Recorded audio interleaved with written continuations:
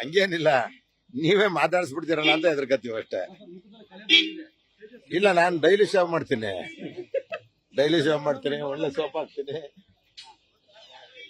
ಏನಾಗ್ಬೇಕು ಹೇಳಿ? ಕಾರ್ಯಕ್ರಮ ಚೆನ್ನಾಗಾಯ್ತು, 3ನೇ ವರ್ಷದ ಸಾಧನೆ. ವಿರೋಧ ಪಕ್ಷದವರು ಏನು ಅಭಿವೃದ್ಧಿನೇ ಆಗ್ತಿಲ್ಲ ಅಂತಾರೆ. ನಾವು ನೋಡ್ದಂಗೆ ಇಡೀ ರಾಜ್ಯದಲ್ಲಿ ವಿರೋಧ ಪಕ್ಷದವರಿಗೂ ಸಹಾಯ ಮಾಡ್ತಕ್ಕಂಥ ಮುಖ್ಯಮಂತ್ರಿಗಳು ಇದ್ದಾರೆ. ನಮ್ಗೆ 25 ಕೋಟಿ ಕೊಟ್ರೆ ಅವ್ರಿಗೆ 12.5 ಕೋಟಿನಾರು ಕೊಡ್ತಾರೆ. ಸೊ ಅದರಿಂದ ನಮ್ಗೆ ನಮ್ಮ ಜಿಲ್ಲೆನಲ್ಲಿ ಒಳ್ಳೆ ಅಭಿವೃದ್ಧಿ ಆಗ್ತಿದೆ.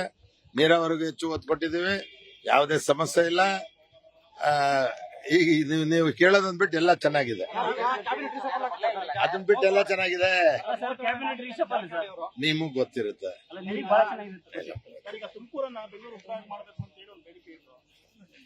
ಇಲ್ಲ, ನಾನ್ ಭಾಷಣ ಮಾಡುವಾಗ ಹೇಳಿದ್ನಲ್ಲ, ತುಮಕೂರು ಬೆಂಗಳೂರು ಸೇರ್ಕೊಂಡ್ಬಿಡುತ್ತೆ ಅಂತ.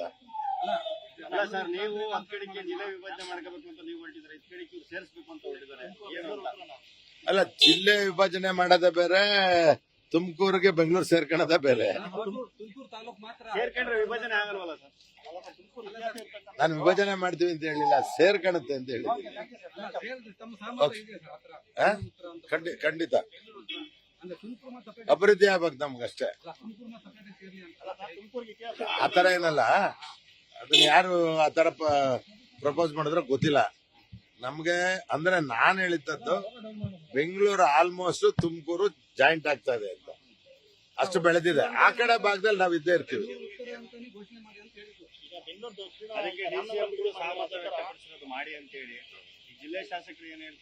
ಇನ್ನು ನಮಗ್ ಕೇಳಿಲ್ಲ, ಕೇಳದಂಗ ನೋಡ.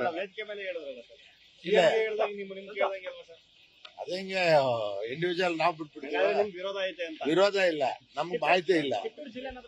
ಜಿಲ್ಲೆ ಮಾಡ್ತೀವಿ, ಜಿಲ್ಲೆ ಆಗ್ಲೇಬೇಕು.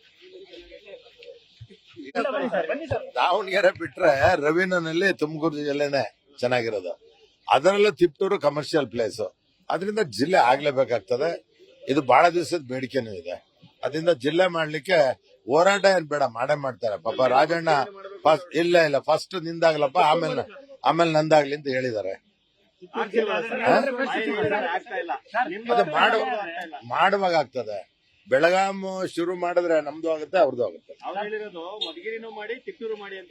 ಆಯ್ತು, ಮಾಡನ್ ಬಿಡಿ. ಏನು ಇನ್ನು ಎಲ್ಲೆಲ್ಲ ದೂರಕ್ಕೆ ಹೋಗ್ಬಿಡ್ತೀರಲ್ಲ ನೀವು.